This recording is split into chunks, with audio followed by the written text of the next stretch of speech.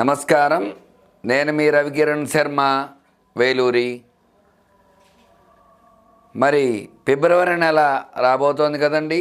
మరి ఫిబ్రవరి నెలలో ఏ ఏ రాశుల వారికి ఏ రకమైనటువంటి అనుకూలతలు ఉన్నాయి, ఏ రకమైనటువంటి ప్రతికూలతలు ఉన్నాయి, గ్రహబలం ఏ విధంగా ఉంది, గ్రహాలు అనుకూలంగా ఉన్నాయా ప్రతికూలంగా ఉన్నాయా అనే విషయాన్ని గురించి ఈరోజు మనం చెప్పుకోవడం జరుగుతుంది.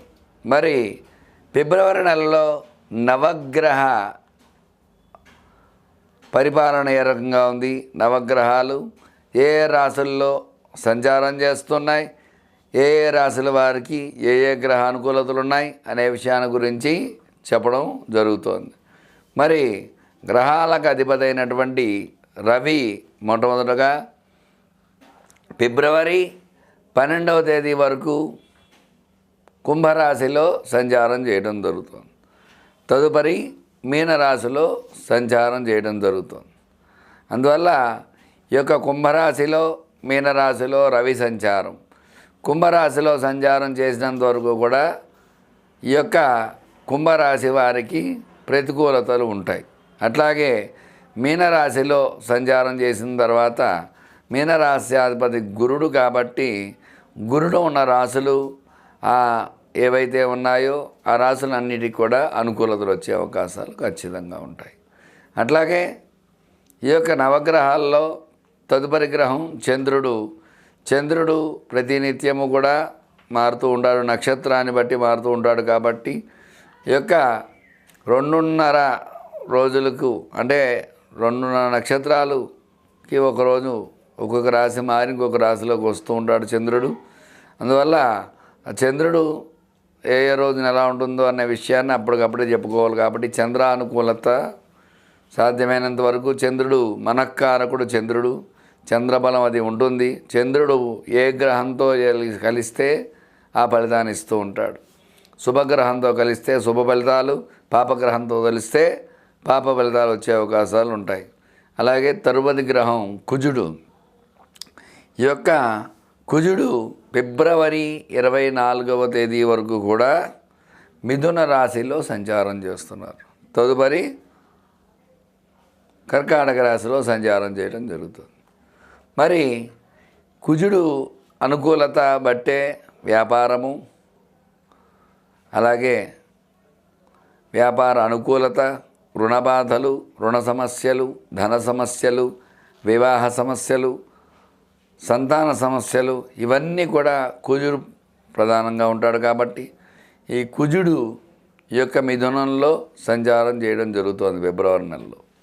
మిథున రాశ్యాధిపతి బుధుడు కాబట్టి ఈ యొక్క కుజ అనుకూలత ఉన్న రాశులను బట్టి ఆ రాశి బలాన్ని బట్టి ఖచ్చితంగా మనకు తెలియటం జరుగుతుంది. తదుపరి గ్రహం బుధుడు. బుద్ధి కర్మానుసారిణి, మన బుద్ధిని బట్టి మన కర్మ అనేది జరుగుతూ ఉంటుంది. కాబట్టి ఈ యొక్క బుధుడు 13 వరకు కుంభంలో, తదుపరి మీనంలో ప్రవేశిస్తున్నాడు.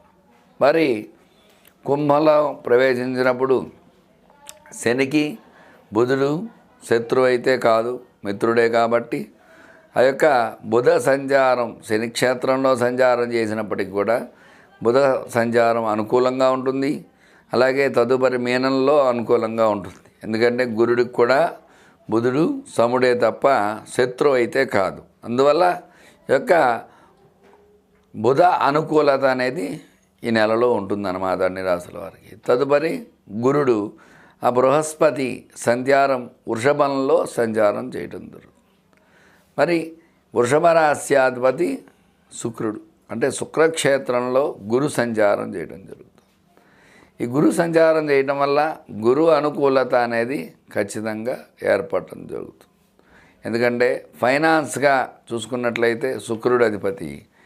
మరి విద్య, ఉద్యోగం ఇట్లాంటి వాటికి చూసుకున్నట్టు గురుడు అధిపతి. అటువంటి గురుడు శుక్రక్షేత్రంలో పడటం వల్ల అటు ఉద్యోగము మరియు ఈ యొక్క విశేషమైనటువంటి ధనం ఈ రెండు కూడా గురు బలం వల్ల వస్తూ ఉంటాయి. మరి తదుపరి శుక్రుడు మీనంలో సంచారం చేయడం జరుగుతుంది. మరి మీనరాశ్యాధిపతి గురుడు.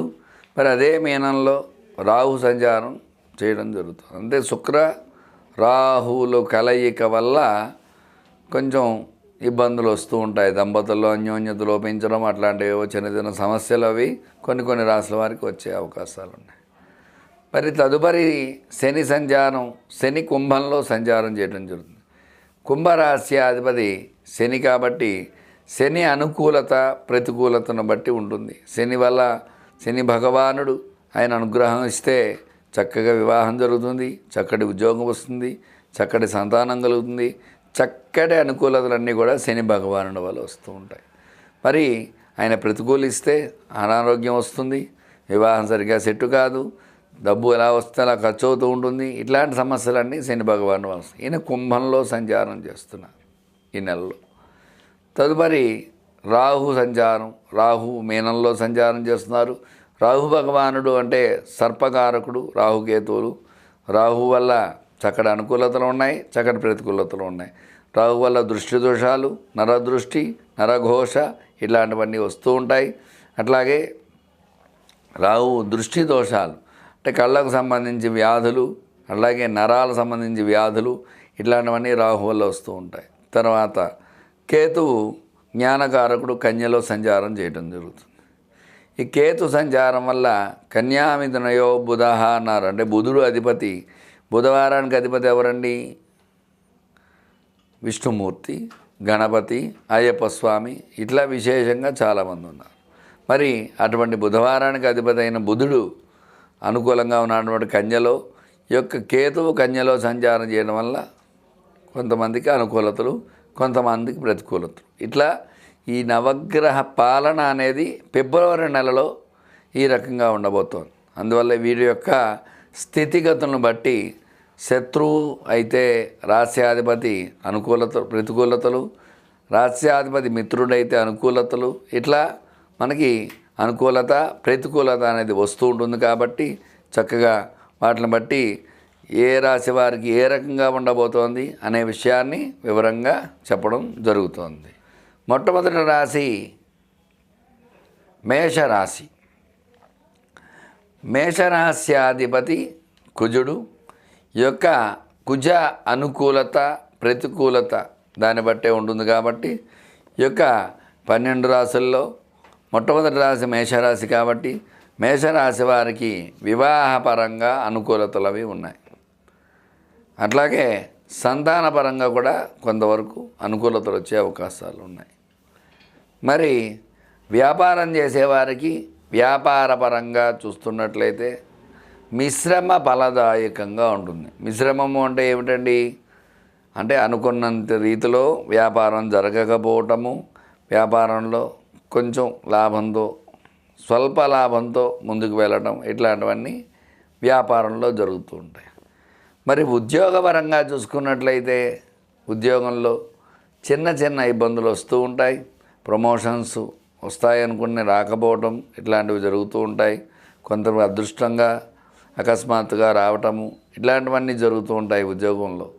అట్లాగే ఉద్యోగం రాని వారికి ఉద్యోగ ప్రయత్నాలు మిశ్రమ ఫలదాయకం. అంటే 100 మందిలో ఒక 40% వరకు వచ్చే అవకాశాలు ఉన్నాయి ఉద్యోగాలు మేషరాశి వారికి. మిగతా 60% ఇంటర్వ్యూలో ఫెయిల్ అవ్వటము, లేదా ఇబ్బందులుగా ఉండటము, నో వేకెన్సీ ఉండడం ఇట్లాంటివన్నీ జరుగుతూ ఉంటాయి ఉద్యోగంలో. మరి తదుపరి విద్యాపరంగా చూసుకున్నట్లయితే విద్యలో కొన్ని ఇబ్బందులు వస్తూ ఉంటాయి. చదువుకున్న చదువు జ్ఞాపకం లేకపోవటము, మర్చిపోవటం ఇట్లాంటివి పిల్లలు కలుగుతూ ఉంటాయి. వీళ్ళకి కూడా 100 మందిలో ఒక 50% అనుకూలత, 50% ప్రతికూలత ఉంది చదువులో. చదువు బాగా చదివించాలి. పిల్లలు బాగా చదవాలంటే కొన్ని విశేషమైనటువంటి స్తోత్రాలు వినిపించడం ద్వారా అనుకూలతలు వచ్చే అవకాశాలు ఖచ్చితంగా ఉంటాయి. మరి విద్యాపరంగా చూసుకున్నట్లయితే మిశ్రమ ఫలదాయకంగా ఉంటుంది. స్టాక్ మార్కెట్ పరంగా చూసుకున్నట్టయితే స్టాక్ మార్కెట్లో అనుకూలతలు వస్తాయి. ఎందుకంటే అనుకోకుండా షేర్లు పెరగడము, తద్వారా అనుకూలతలు రావడం. ఎందుకంటే కుజుడు అధిపతి కాబట్టి ఖచ్చితంగా అనుకూలతలు వస్తాయి స్టాక్ మార్కెట్లో. రియల్ ఎస్టేట్ వ్యాపారం చేసేవారికి ఇంకేముంది అయిపోతుంది అనే మూమెంట్లో ఇబ్బందులు పడటం అట్లాంటివి జరుగుతూ ఉంటాయి. మిశ్రమ ఫలదాయకం అంటే 10 ఫ్లాట్లు అమ్ముడవ్వాల్సిన చోట 4 ఫ్లాట్లు 3 ఫ్లాట్లు అమ్ముడవడం, ఇట్లాంటి ఇబ్బందులు కొంచెం కొంచెం వస్తూ ఉంటాయి. ధన సమస్యలు వస్తూ ఉంటాయి. కొంచెం జాగ్రత్త వహిస్తూ ఉండాలి రియల్ ఎస్టేట్ వ్యాపారం చేసేవారు. సినీ రంగంలో, సినీ పరిశ్రమలో ఉన్నవారికి ఇబ్బందులు వస్తూ ఉంటాయి. సినీ రంగంలో కూడా జాగ్రత్త వహించాలి. ధన సమస్యలు, రుణ బాధలు అధికమవుతూ ఉంటాయి. జాగ్రత్త వహించడం ద్వారా ఆ యొక్క అనుకున్నటువంటి సినిమాలు బ్లాక్ బస్టర్ అవుతాయి, అనుకున్న సినిమాలు యావరేజ్గా వెళ్ళడం, ఇట్లాంటివి జరుగుతూ ఉంటాయి. డైరెక్టర్స్కి, ప్రొడ్యూసర్స్కి కొంచెం నిరాశాజనకంగా ఈ నెల ఉంటుందన్నమాట. కొంచెం జాగ్రత్త వహించాలన్నమాట ఫిబ్రవరి నెల. వ్యవసాయపరంగా చూసుకున్నట్లయితే పంట అనుకున్న దిగుబడి రాకపోవడం, ఇట్లాంటి సమస్యలు వస్తూ ఉంటాయి. అందువల్ల మొత్తం మీద చూసుకున్నట్లయితే మేషరాశి వారికి మిశ్రమ ఫలదాయకంగా ఉంటుంది. అంటే కొంత అనుకూలత, కొంత ప్రతికూలత వచ్చే అవకాశాలు ఉంటాయి. మరి వీళ్ళు ఏం చేయాలి, ఏం ఆచరించాలి అని అంటే, వీళ్ళు విశేషముగా ఈ యొక్క కుజుడు అధిపతి అయినప్పటికీ కూడా అశ్విని, భరణి, కృత్తిక ఈ 3 రాశులు, 3 నక్షత్రాల వారు కూడా కృత్తిక మొదటి పాదం వరకు కూడా మేషరాశిలో సంచారం చేయడం జరుగుతూ ఉంటుంది. అందువల్ల వీళ్ళు విశేషముగా ఈ యొక్క శనివారం నాడు విశేషముగా అమ్మవారికి ఖడ్గమాలతో అర్చన, పూజ చేస్తూ ఉంటే, కుంకుమార్చన జరిపించడము, అమ్మవారికి ఎర్రని పుష్పాలు అర్పించడము, తద్వారా గ్రహ అనుకూలత వచ్చే అవకాశాలు వీళ్ళకి ఖచ్చితంగా ఉంటాయి. చూశారు కదండి, మేషరాశికి ఏ రకంగా ఉండబోతోంది అనే విషయాన్ని వివరంగా చెప్పడం జరిగింది. మీకు ఎలాంటి ధర్మ సందేహాలున్నా స్క్రీన్పై నా నెంబర్ రోల్ అవుతోంది, నన్ను సంప్రదించండి. మీకు అన్ని విషయాలు, జాతక సమస్యలు, ఎట్లాంటి పరిహారాలైనా సరే చేయగలుగుతాను. మీ రవికిరణ్ శర్మ, వేలూరి. నమస్కారం.